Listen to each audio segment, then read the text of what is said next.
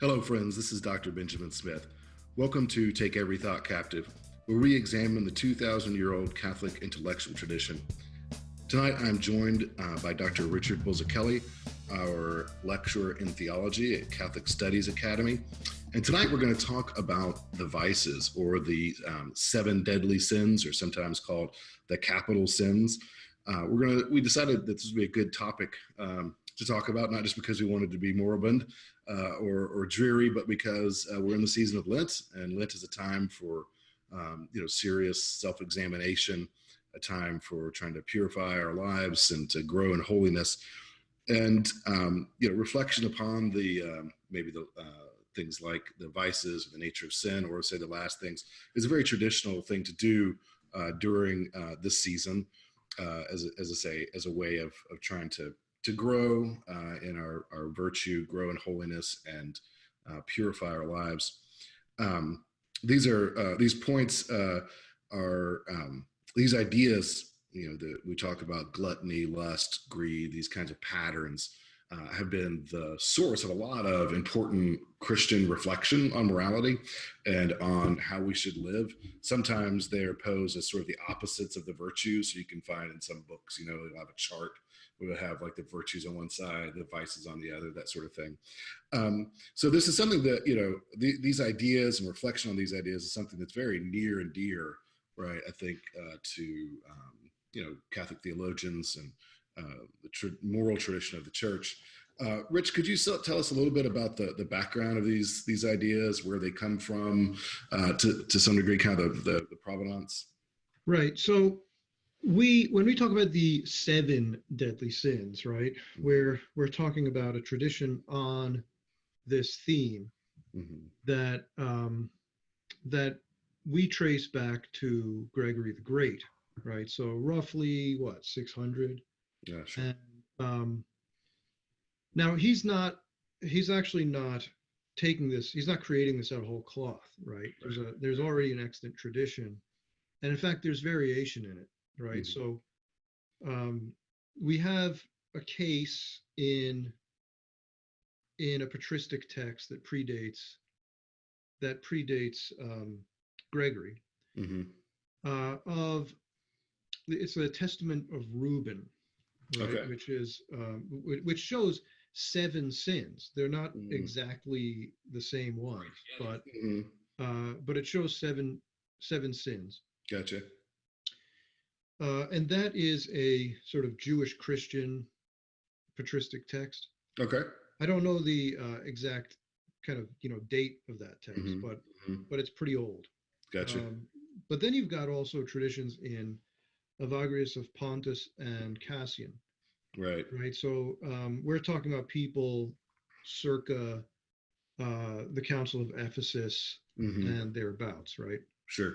So they've also got their own lists. They kind of favor a list of 8. So why, I don't know, right? I mean, distinctions are made, fine distinctions maybe between certain kinds of vices, and sure.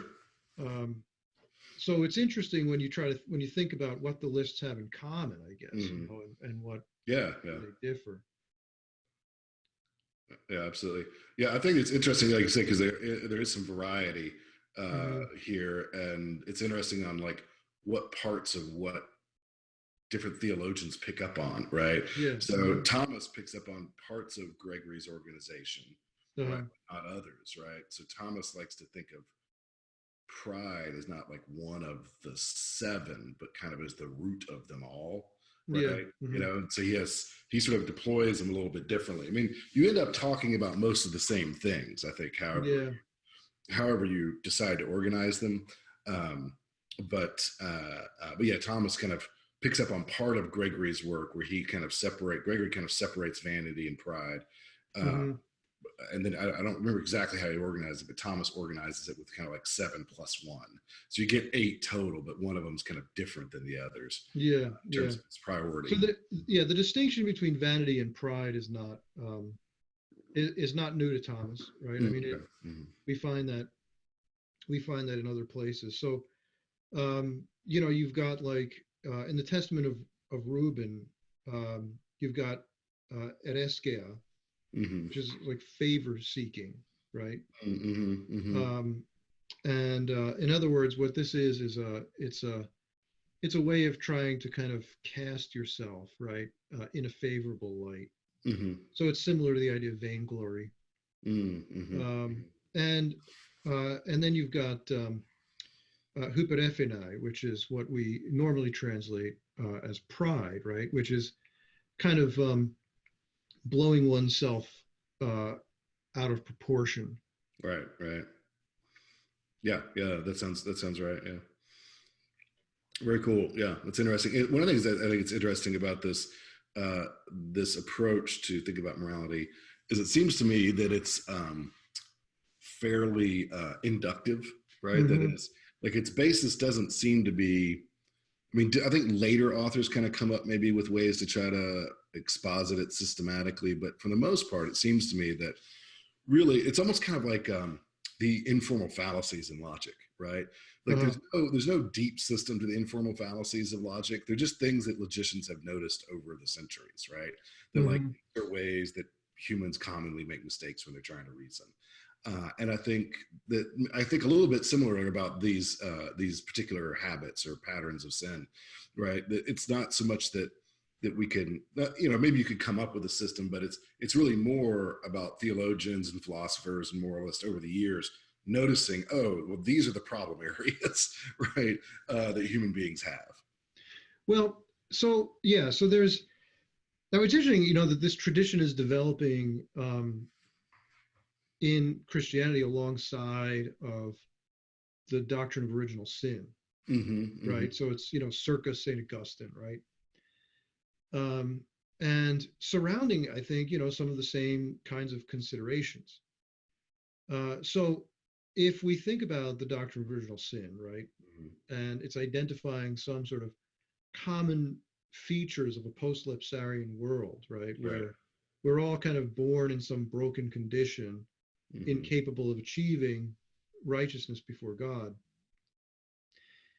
then even Augustine notices, right, that baptism doesn't suddenly make everything better, uh, right? But there are still lingering effects right. of fallenness, right? And now Mm-hmm. we can identify a few in the purely material order, one of Sure. which is that we get sick and we die, Mm-hmm. right? But we can recognize numerous effects also in the spiritual order and in that nexus between matter and spirit, between the Mm-hmm. body and the spirit in the moral order where we kind of interact with our physicality. And Right. I think that these are some of the things that these fathers are identifying. Mm-hmm. That makes sense. Yeah, sure, sure. Yeah, I mean, it's kind of rooted in the complexities that human beings are, right? Hmm. The complexities of which we're both, individual and social, physical and spiritual, um, all of those sorts of things. Good, good. Well, did you have any sort of kind of general thoughts here about sort of the way you talk about the um, these Yeah. sins? I tend to call them vices, and I think that's Hmm. because most of my exposure to talking about them comes out of Thomas and that kind of tradition. Right. So Thomas tends to sort of appropriate this language to these ideas to hit to the vices, right? Hmm. To the idea that we can, just like we can develop good habits that dispose us to act well, we can develop evil habits that dispose us to act in a way that's evil. Yeah. Um, and so I tend to call these the vices when I talk Yeah. about them in philosophy. So I'm not too far off, but um, my approach theologically may be a little bit different. Mm-hmm. So one thing is there's a pastoral concern historically, right? Which I think we've talked about before. Cassian makes a point, right, that he says that human beings are kind of plagued by these problems. Mm-hmm. But he says that, and I think rightly, obviously, not everyone in quite the same way, right? So Mm-hmm. that Sure. there are some people for whom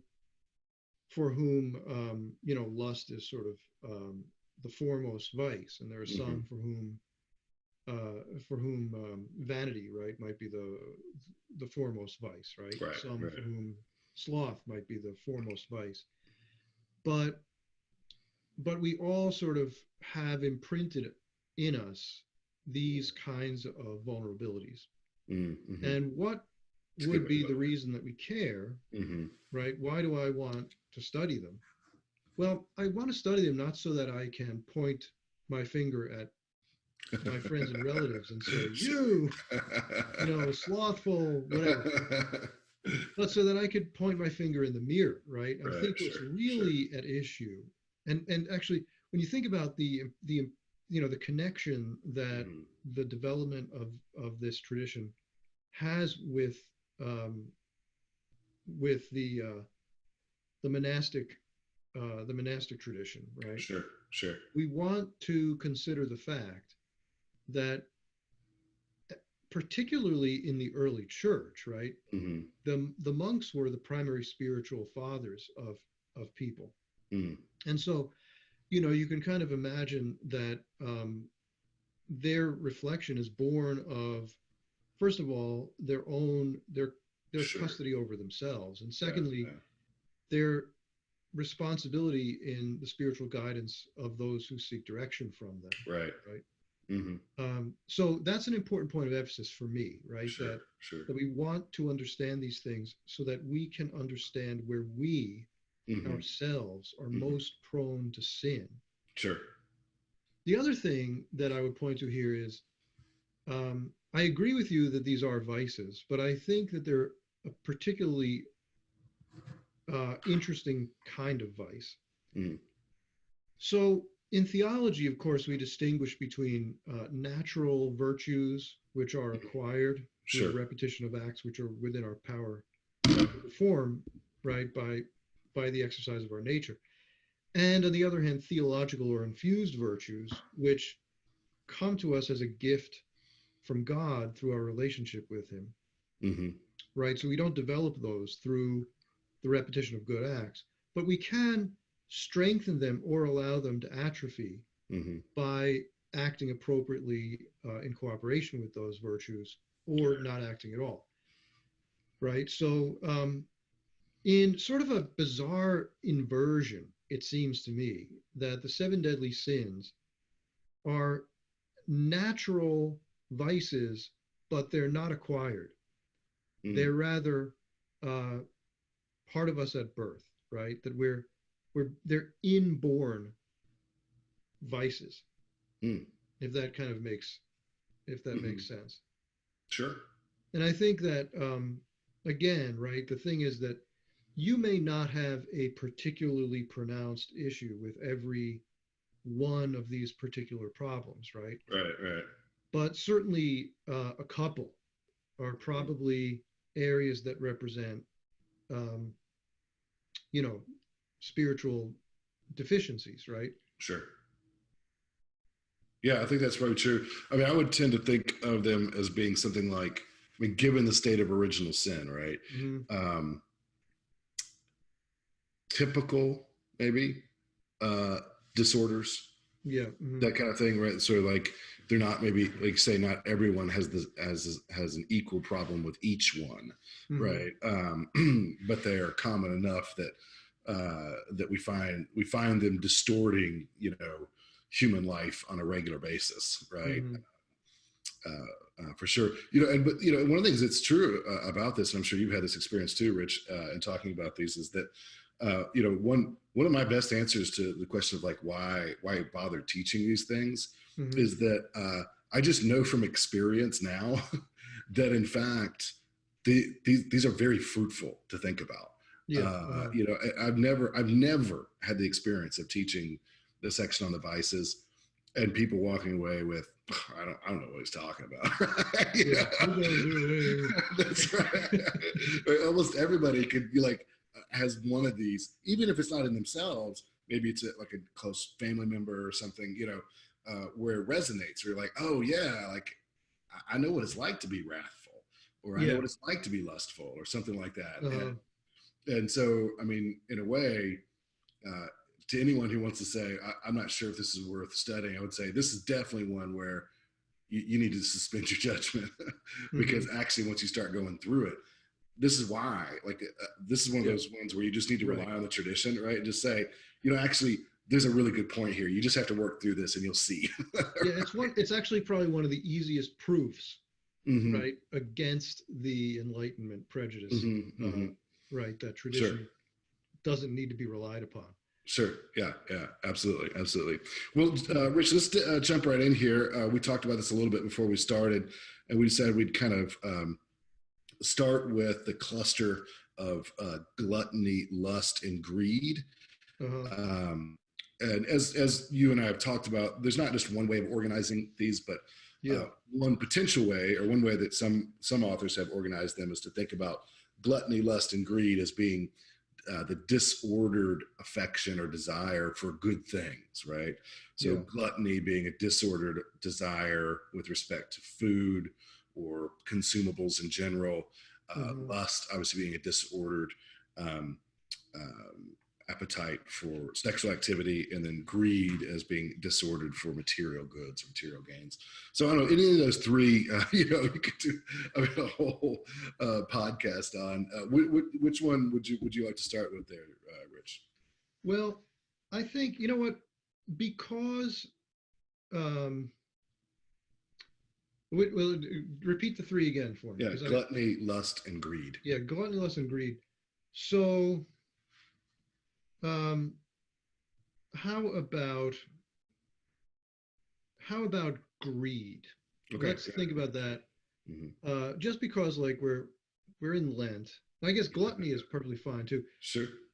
But I'm thinking about greed. There is this whole thing about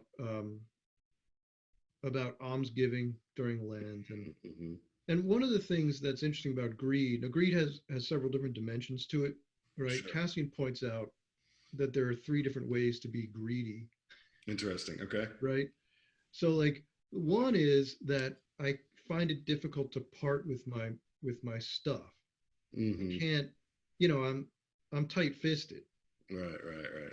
The other is that having given, I want it back. He points to. I regret having given, right? And I kind of want to acquire the thing back again. You're the opposite of being a joyful giver. Right. Right. And the third one, which is what we usually think about with greed, is the desire to acquire that which I do not possess. So what do I think about greed? Yeah. Right. That might be a good question, because I teach on this stuff a lot, right? So the way I tend to think about these vices, right, is from a theological point of view. I'm concerned about what they disclose about our relationship with God, right? Okay. So on the one hand, my own spiritual weakness, yes, and areas where I need to guard against sin and temptation. But but in particular, right, they also disclose some weakness in my relationship with God. It seems to me that the capital sin of greed discloses a certain lack of trust. Interesting. Yeah. Right. So the funny thing about greed, right, is that it's not the same as a desire to enjoy the goods of wealth, right? Okay. It really has to do with having the goods of wealth. I want to acquire things so as to possess and control them, not necessarily so as to enjoy them. I'm afraid of something, right? I'm afraid that Providence will not, supply me what it is that I need, right? I'm always concerned about the future. So it's kind of extreme cases, right? It's one thing to sort of be a Boy Scout and be prepared. It's another thing, right, to be like a doomsday prepper. I mean, there's a lie here somewhere. I'm not exactly sure where it is. And I have to admit that I find fascinating the idea of building a bunker stocking with years worth of food. Sure. But it does strike me too that there's something like there's a line, right, beyond Right. which Hmm. you're just showing that you don't believe that God will provide for you, Hmm.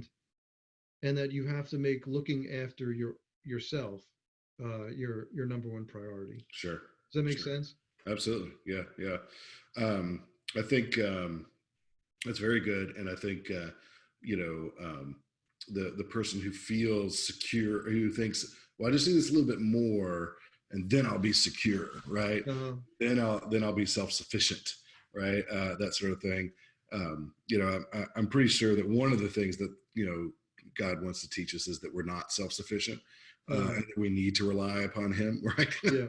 And so, that kind of acquiring attitude, right, would be inimical to the kind of humble dependence that you're sort of Uh, highlighting there.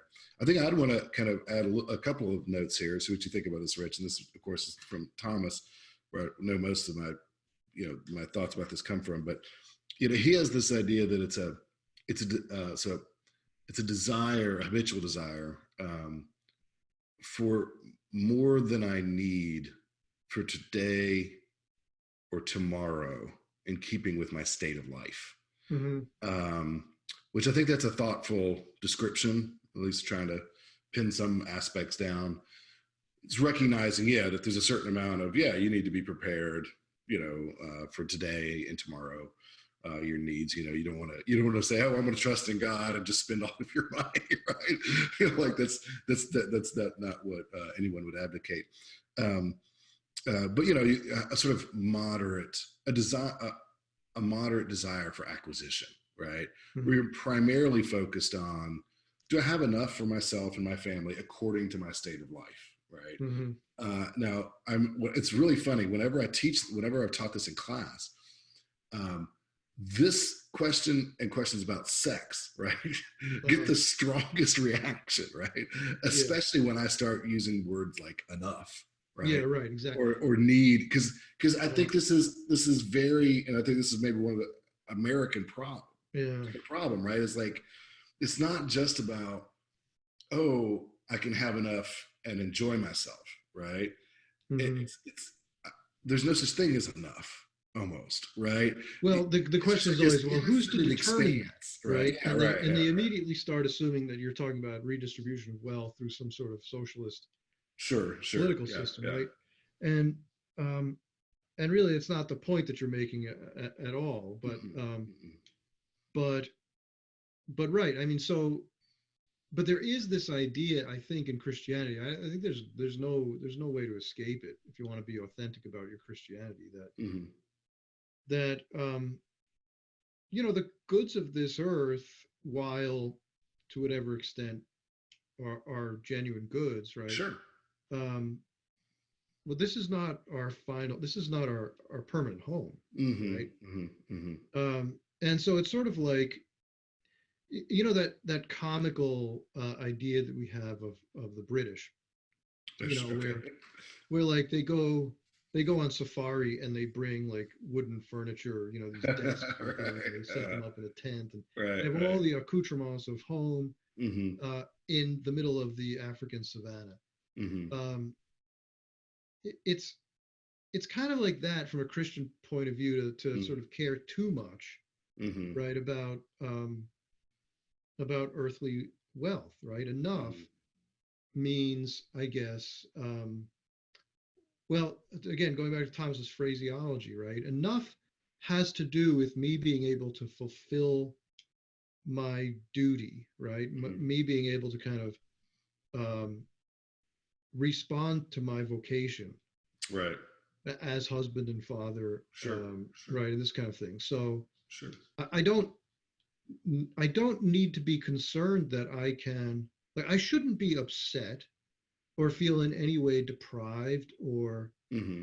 or like I'm missing out on something if I can't have a big boat that I can take out Mm-hmm. onto the ocean, Sure, sure. right? Like Right. maybe I know some guy who has one, Uh-huh. and it's kind of cool and Uh-huh. fun if he invites me Yeah. on it, but I don't Right. need to feel like I'm missing Sure. out on something really life life, defining of my existence or anything. Right. Yeah. It's Yeah. I not mean, part of my vocation, right? yeah. I think, for laymen in particular, right? You want to say that a certain amount of material decency, right? Uh-huh, A uh-huh. certain amount of material comfort, um, and even I would say a certain amount of material pleasure, right, is part of living well, right, in a family. And I think that's you can kind of inductively patch that together, given sort of your experience and those around you. Um, you know, that really ought to be enough for the Christian, right? Because we Mhm. have other more important things, well, even just sort of the decent person, but certainly the Christian, right, who has eternal goods in front of him to pursue, right? Right. So it's really kind of in a certain way, like, where's your heart here? Like, Right, exactly. Yeah, yeah, is your yeah. heart Right. set on like getting the biggest house you possibly can, Hmm. right? Or is your heart like, okay, this is a good house. This is a comfortable house. It's secure. It's nice. We're good. Let's put all that extra energy into, um, praying more, or Hmm. whatever it is, or going on a pilgrimage, or something like that, like, or it doesn't even have to be that spiritual. It could be something that's just wholesome. But I think there's a tendency, right, to like feel as if bettering your life means only materially bettering your life, right? Yeah, yeah. And that's what I mean by the heart. Hmm. It's always fascinating to me when I hear people say they don't have time to pray, but they spend 90 minutes a day doing physical exercise. Yeah. Yeah, like, and I think physical exercise is important. Let me just say that. I think it's a good thing, but it's obviously not as important as other things, right? I think having a stable, good living is Hmm. an important thing. It's because Well, of it when is it it gets is you, but interesting that it's in the not as tradition important as we the have other. this phrase spiritual exercises, right? Right. Yeah. Right. So, Yeah. I mean, I would bet you, like, speaking of greed, I would bet you any money that Yeah. that the vast majority of people, right, who have to choose Sure. between spiritual exercises and Right. physical exercises, choose physical exercises. I mean, I don't know for sure, Yeah, but I right. would bet. It would bet. Yeah, yeah.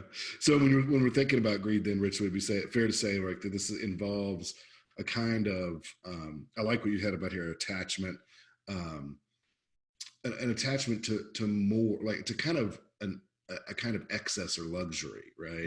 Uh, That goes beyond what is a wholesome or virtuous comfort, something like right, that. right. Yeah. Yeah, that's right. So, I think when my students would push me on this, I would say, well, look, there's a difference between the guy who's thinking about this and the guy who just thinks I should get as much as I want, right? Or uh, get as much as I can, right? I think, yeah, those are two very different attitudes, right? The person who's thinking, oh, maybe I need to put more of my energy now that we have enough, maybe I need to put more energy just into having Sunday afternoons off and not doing anything, except for hanging out with my family, right, right. that sort of thing. Yeah. I'm always fascinated by the words that are used actually to describe these things, right? And in the Greek tradition, you have this word philargyria, right? Which literally means love, and this is in that sense of sort of that affectionate love, right, between family members and friends, right? Okay. Um, the love of silver, literally the love of silver, right? Usually it's translated love of money, Yeah. but it's It's kind of funny if you say affection for silver. yeah, right. Sounds weird. But it goes to that thing about where your heart actually Hmm. is, right? Hmm. Hmm. It's on all the bling, the shiny, Hmm. um, the coin, right? And Hmm. it's rather than on all the things for which material wealth ought to be desired in appropriate measure. Hmm. Yeah, yeah, yeah. And I mean, if I remember correctly, I mean, Scripture has a lot to actually say on this matter about how much you love worldly goods, how much you love Hmm. money. Um, I mean that you really can't serve. God Right. well, right? If your heart is devoted to accumulating stuff. I mean, I know people who don't go to church because they're too busy working, you know. And Hmm. if you're in that situation because you can't avoid it, that's one thing, right? But if it's just because you need the biggest next house, or you need the next car, the third car, Or or you got to send your expensive kid to vacation, yeah, ballet lessons. right, right, right. Then you get your priorities wrong. Your kid doesn't need Uh-huh. to go to ballet lessons. Your kid needs to go to church, right? Hmm. To be obvious there. Well, so greed then, right, involves this kind of disordered desire for gain, for wealth, maybe an excessive attachment to material things. What about gluttony, Rich? That seems to be one that's kind of an odd man out, because sometimes we think about it as sort of overeating, right? Hmm. And you know, oddly enough, secular the secular perspective kind of maybe sees this as a serious problem, right? Like Yeah. overeating, drinking extra large sodas, things like that. Um, uh, but I would say within the Christian church, gluttony probably doesn't get a lot of attention. It seems a little thing, kind of. I mean, to be frank, it seems like overeating and being obsessed with wealth seem like just two different planes or something. Uh-huh. Like, is somebody really sinning because they had too many fries at lunch, versus the guy who's habitually addicted to gaining as much money as he can or something. Yeah. So again, going back to my thesis that these various sins disclose something about our relationship with God. Mm-hmm. Um, it's interesting, right? So the language in the Greek tradition does associate gluttony with overeating, right? Like Yeah. it's not a metaphor exactly, right? It's gastrimargia, right? It's eating to the point of like stretching your stomach. Mm. But I think what we want to point out here is that we're talking about habitual things when we're Mm. talking about the sin. We're not talking so that they're if they're vices, they're not acts, Sure. right? Sure. They're dispositions towards certain kinds of acts. Mm-hmm. So they're habitual by nature, right?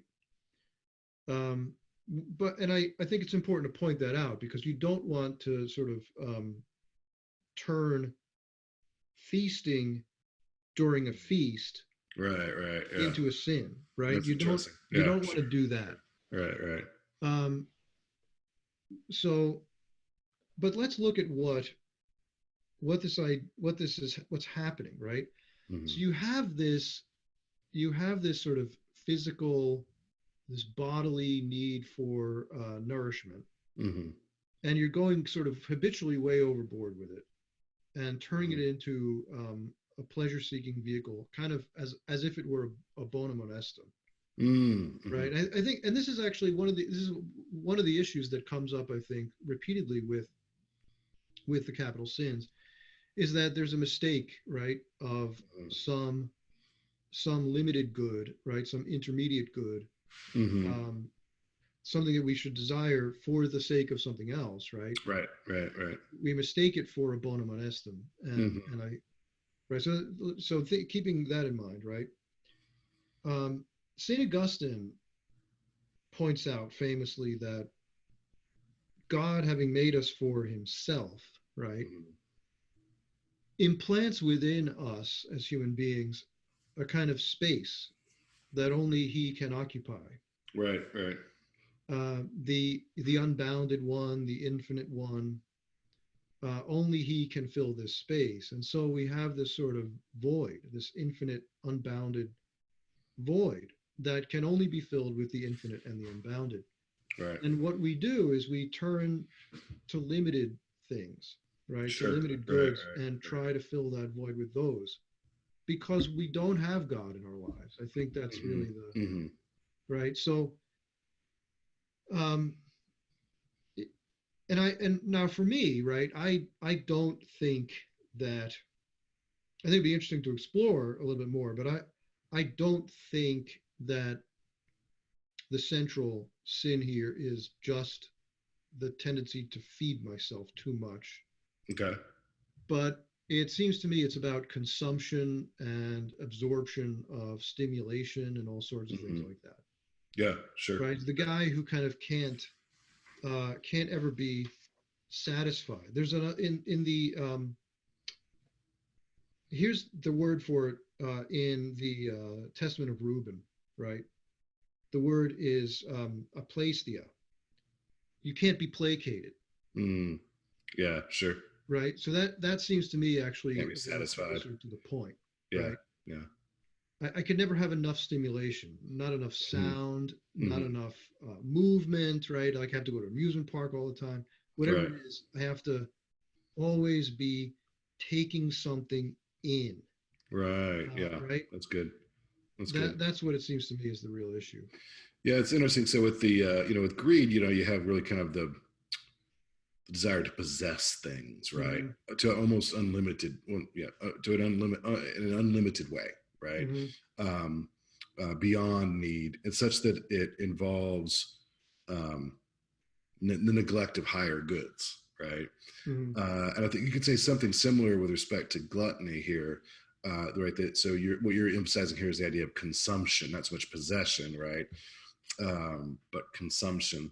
I like that. I think that's good because it does get you away from just thinking that it's a matter of quantity, right? So like you Uh, have like you tend to go a little overboard on the butter, right? Right. So it's not about that, right? uh, Seems to me, actually, see what you think about this. That uh, C.S. Lewis has a nice kind of take on this. I think it's in Screwtape Letters, where he talks about, certainly it's possible to think of, so that, that, of course, that involves a conversation between two devils, right? yeah. And the senior devil here says, well, of course, it's possible for a man to sin by excess, but he's like, that's not, he's like, we've done well by just getting people to focus on that, right? So Hmm. maybe I'll give you the obvious example. Let's say you knowingly destroy your health by your excessive consumption, right? Uh, I would say that, notice I said destroy, right? You're not just not maximizing, right? But uh, you actually negatively destroy it. I think that would be a place you could say, okay, well, there the excess is the problem, right? Like you're so determined to have that pleasure of consumption that you destroy hmm. your health, right? But then he points out that really it's more about attachment to that kind of assumption, which actually could be very small quantities, Yeah. right? Right. And so it might be the person who can't be satisfied because they have Thomas talks about this, but Lewis brings out an excess of refinement, right? So the Yeah. person who just can't be satisfied with anything that's not a gourmet meal or that's not prepared just in this perfect way, right? So you imagine Lewis brings out this point of imagine this tired waitress working hard at a mid-level restaurant, right? You order the food and it's not just perfectly like you want it, right? And so you raise a fuss and ruin her day and get her in trouble with her boss, blah blah blah, Uh, etc. The cooks, right? We might say, you know what? Probably you've got too much of an estimation here, uh, right? Of how important this is. Yeah, nice cooked meals, right? It's great, and you'd like it to be the way you'd like it, but at the end of the day, it's not as important as say charity or right. justice or Right. friendship. Right. Right. Those are all things that are more important. And if you're so attached to having it, presented just this way, uh, Hmm. then you're putting something inferior above, right? Something that's actually superior. Right. Again, it comes down to that thing about mistaking something for a bonum honestum, right? The Mm-hmm. bonum honestum is friendship. The bonum honestum is Mm-hmm. harmony between human beings, right? Right, sure. And in this example, the person is sacrificing it for the sake of this pleasure that they seek. Yeah, yeah. I think to ask too much today. This has often sometimes led me to think about the glutton as this is gonna sound a little weird at first, but I'm getting this a little bit from Kierkegaard, but that the glutton is the aesthete, Uh-huh. right? Right. That it could be, I mean, we could think about the glutton as just sort of like the grotesque, kind of vulgar person, but it could also be dressed up in really fine lace, right? Right. You know what I Uh-huh. mean? Like it could be really like an over refinement. There's I something remember I there's something remember an wrong about that, episode right? I remember an episode of the show Frasier Okay.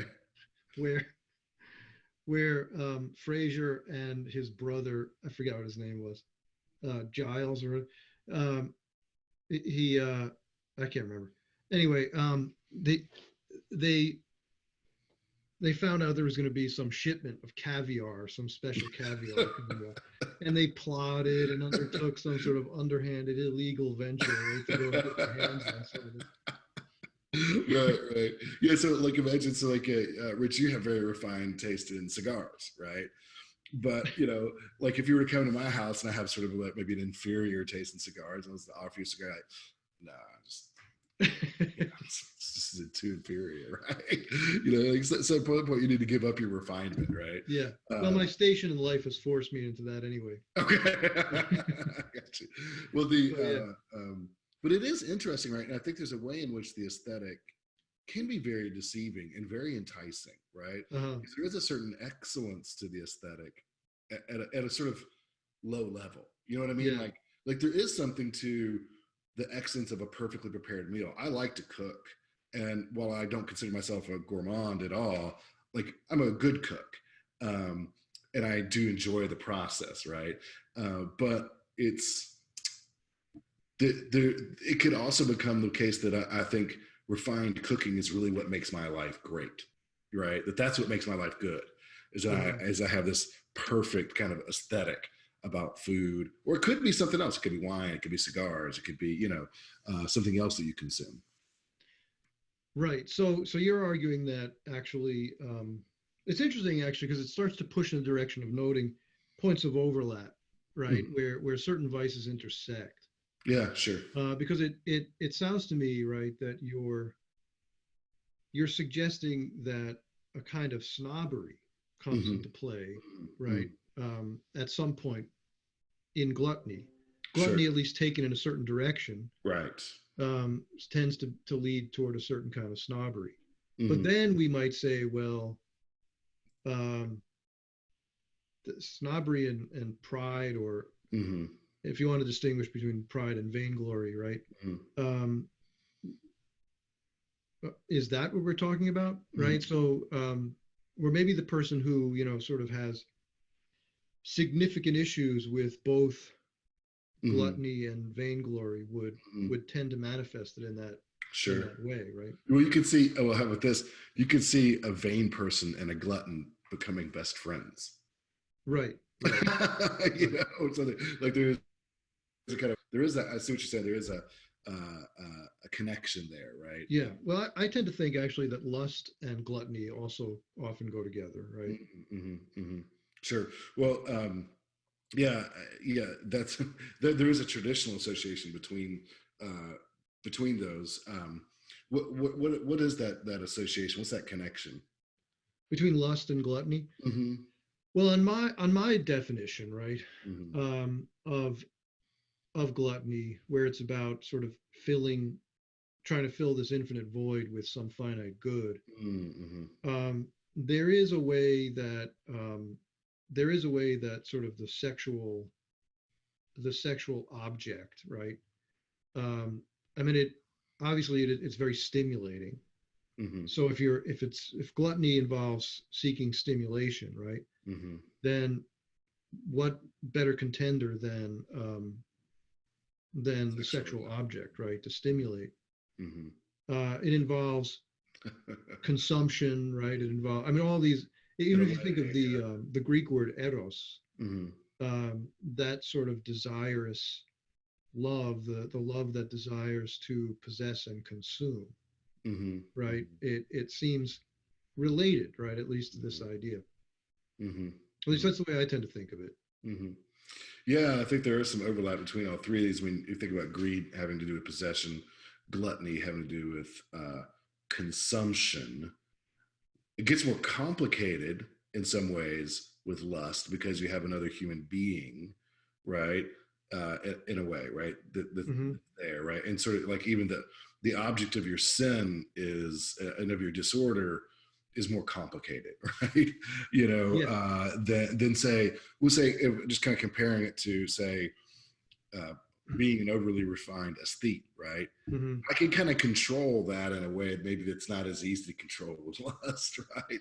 In the sense that like I can say, I'm going to make enough money. I'm going to spend my money on getting just the perfect wine and nothing else. You know what I Yeah. mean?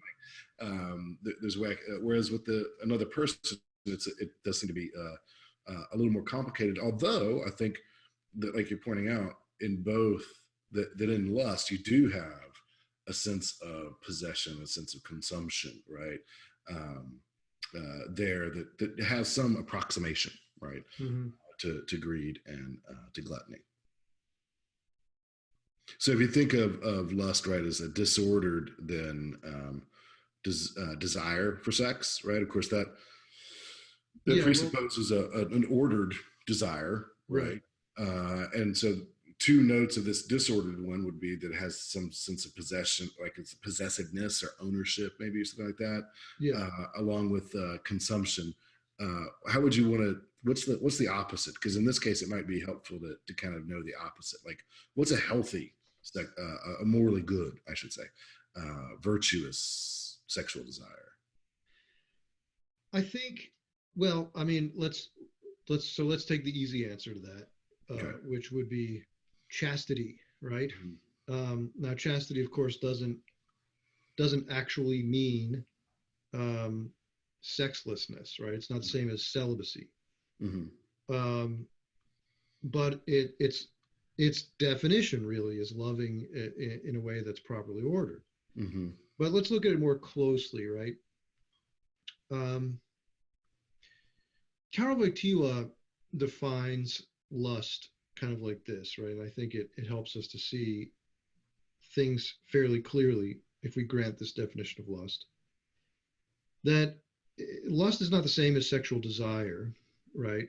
Uh, as such, Mhm. but rather it occurs when we place the sexual value of another person above the value that person possesses as person, right? So that may be kind of hard for most for people to understand. It's very personalistic language, right? Mhm. But we're saying that this person, by virtue of his or her being this person, right, has a certain value for that reason. That the someoneness of this person is a thing to be cherished. Um, but the lustful person brackets that personhood, right? That's Mhm. not the most important Sure. aspect of this individual, but instead the sexual value, what this person is to me as a sexual object, takes Mhm. precedence over who this person is, what that person's good is. Mhm. Does that make sense? Sure. That's kind of the way Wojtyla Yeah, talks it about it. seems like there's a kind of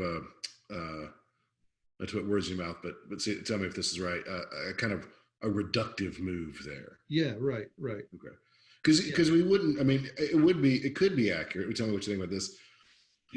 Even um, in a virtuous marriage, hmm, right? That at one level you could describe each of the spouses as a sexual object to each other, yeah. right? I mean, I think you'd hope so in most in most Well, I cases, mean, right? I think Wojtyla is Mm, uh, clear about that and mm. comfortable with saying it. Okay, yeah. So it's not so much being a sexual object as being reduced to only a sexual object. Is that correct? Right. Okay. Yeah. Yeah, yeah. So So the lustful person just ignores everything else about the person, right? yeah, right. It's who this person is as it's what this person is as a sexual object that he Mm-hmm. cares about, Mm-hmm. and that he will have that good, right, Mm-hmm. at the cost of all the other things, Mm-hmm. right? So now, what would be the antidote? What would be the sort of the contrary virtue? I Mm-hmm. would say purity of heart, Mm-hmm. right? This is where we see the we see the person as person, right? The person as gift, Mm-hmm. um, as self giver, right? Mm-hmm. Um, first, Mm-hmm. it's kind of that. I think you see, if you want to know what does purity of heart look like, right? I think you can see it often in little children. Okay, so if a child will, like a toddler, will kind of walk into the bathroom, right, while you're taking a shower or something. He'll just sort of blow the door open, Mhm. and there you are in your vulnerability, Mhm. and the child is just looking up at your face, and he's not really, he just cares about who you are, right? He's just there to talk to you. Mhm. That's what purity of heart Mhm. really looks like. Does that kind of make sense to you? Mhm. When children find adults in situations, and maybe they're not about nakedness or whatever, but they're just situations of vulnerability, right? Mhm. Um, Mhm. and they're not they're not concerned about that. Those times when adults might be seen to be sort of deficient in some way. Maybe you're Mhm. terribly sick, right? And you're in no Sure. Sure. condition to answer the door, but the child comes in the room and sees you like that, and he doesn't care Right. Right. Right. about that. Yeah. Yeah. I think I can see. I kind of see what you're getting at there. I think one maybe uh, deficiency there to me in that example though is that the child doesn't have sexual desire, right? Well, right, right. And its So it's easier innocence, for him. yeah, its innocence and its purity there are kind of rooted in that. Now that said, I do think, of course, you're supposed to try to achieve a kind of purity of heart. So what would that look like with someone who has sexual desire? Yeah, all right. So I think it looks something like this. Um, you would, like, you can't help but recognize that another person has some kind of sexual value, Mm-hmm. right? Mm-hmm. But I think you would say, but not for me, right? Mm-hmm. That Sure. there's a way of kind of bracketing it, Right. and Right. Right. that you would fully understand Mm-hmm. Mm-hmm. why this woman's husband Mm-hmm. was so taken with her or something, or why Mm-hmm. this young man wanted to marry Mm-hmm. that girl. Mm-hmm. um, but you would say, but it's not for me. Mm-hmm. And Sure. Sure. I think that when you get into the idea in the scriptures, right, about lusting after a woman or looking at a woman with Mm-hmm. lust in your eye. Mm-hmm. One of the interesting things about the language there, I don't have the Greek open to me right here, but the interesting thing about the language there is that it connotes the desire to make one's own, right? So it's not simply attraction, right? Mm-hmm. Mm-hmm. But it's a willing desire. It's a desire to pursue and to acquire. Mm-hmm. Mm-hmm. Yeah, sure. I think that makes sense. Even if maybe in your just imagination, right? Yeah. Uh, But still actively wanting that, right? Not just sort of like, oh, this person's attractive. Let me kind of spin out the example there you gave a little bit more and see what you think about this. Just struck me as you were talking. Let's say that you're dating, right? mhm. And obviously, sexual attraction is part of dating, right? Right, that's an obvious point. I hope. The uh, but let's say that you and say that a kind of let's say a promising relationship, Uh, right? uh, it might be the case that this as you got to know the person, this would be I think somebody with a pure heart, somebody who has a virtuous sexual desire. As you got to know the person, your attraction to that person increased, yeah. not because she was taking more clothes off or something like that, but just because you knew her better and you were more like she was more interesting like you liked her to begin with, you had an Yeah. initial attraction, but as you got to know the person she became more right Right. attractive, right? Does that make sense? The opposite Yes. would be And like I would argue that that's a good sign that's right, yeah. that that's happening, right? Mm-hmm. That's a good sign. Mm-hmm. Um, What, But it's look, also, of course, an occasion of peril. sure, Right? sure. Yeah, yeah, you gotta be careful. Yeah. Yeah. But if we want to be pure in heart, Hmm. right? Sure. I think the person would still say, but she is not my wife, Yes, that's right. Yeah. right? Yeah. Hmm. And so, um, you know, I think the question one asks with respect to you know, sex before marriage, right? Hmm. Is well, why is she not your wife, right? Hmm. Why is she not your wife? There there are a number of possible answers to that question, I suppose, Sure. right? But I think that posing that question discloses the value structure in play, Hmm. right? Hmm. So here the person has come pretty far, right? And he's shown himself up to this point to be pretty pure in heart. But is there a breaking point, right, Hmm. where ultimately lust kind of takes over Hmm. and drives him to grasp at that sexual value that he perceives at the expense of the personal value of this woman he claims to love, right? Hmm. And so, right, sort of uh, takes her without giving himself, right? I mean, I think this is actually a really important issue in the way that we tend to think about marriage, right? In Christianity, that marriage is a Sure. mutual self gift and a total self gift that can't be retracted, Hmm. right? But why Right. has he Sure. not given himself? He wants to have, but he hasn't given himself. He hasn't surrendered himself completely. Hmm. Hmm. Hmm. Yeah, I think that's a good. Um, that's a good observation, an important one, right? And I think ties into a lot of what we talk about in terms of like having the sort of rightly ordered desire, right, for that other person Mm-hmm. is something that respects that other person, lets that other person sort of exist, right, in their fullness as a person, right, Mm-hmm. without that sort of reductive move. Certainly, marriage is a high safeguard of that, right? Yeah. To be sure.